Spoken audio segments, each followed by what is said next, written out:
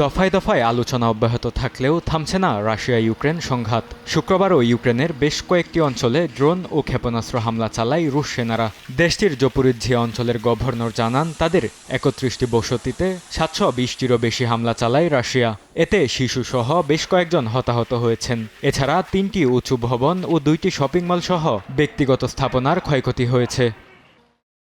দক্ষিণ পূর্ব ইউক্রেনে আরও একটি বসতি নিজেদের দখলে নেয়ার দাবি করেছে রাশিয়ার প্রতিরক্ষা মন্ত্রণালয়। বিবৃতিতে রুশ কর্মকর্তারা দাবি করেন, বিলিয়াকিভকা গ্রাম এখন তাদের নিয়ন্ত্রণে। তবে এ দাবির বিষয়ে কোনো মন্তব্য করেনি কিয়েভ। হামলার মধ্যেই ইউক্রেনের জাপোরিজজিয়া অঞ্চলে পারমাণবিক বিদ্যুৎ কেন্দ্র এলাকায় যুদ্ধবিরতিতে সম্মত হয়েছে দুই দেশ।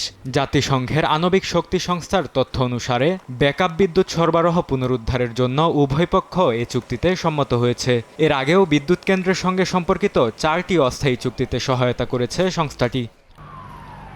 ইউক্রেন যুদ্ধে রাশিয়ার পক্ষে লড়াইয়ে অংশ নিয়ে পশ্চিম আফ্রিকার দেশ ঘানার অন্তত ৫৫ নাগরিক নিহত হয়েছেন, যা কোনো একক আফ্রিকান দেশ হিসেবে সর্বোচ্চ। কিয়েভ সফরে ঘানার পররাষ্ট্রমন্ত্রী স্যামুয়েল উকুতজেটু আবলাকোয়া আরও জানান, ডার্ক ওয়েব ভিত্তিক অবৈধ নিয়োগ চক্র শনাক্ত ও ভেঙে দিতে বদ্ধপরিকর তার দেশ। ইউক্রেনের পররাষ্ট্রমন্ত্রীর সঙ্গে বৈঠকে ঘানার 2 যুদ্ধবন্দীকে মুক্তি দেওয়ার অনুরোধ জানান আবলাকোয়া। বরকতুল্লাহ, সময় সংবাদ।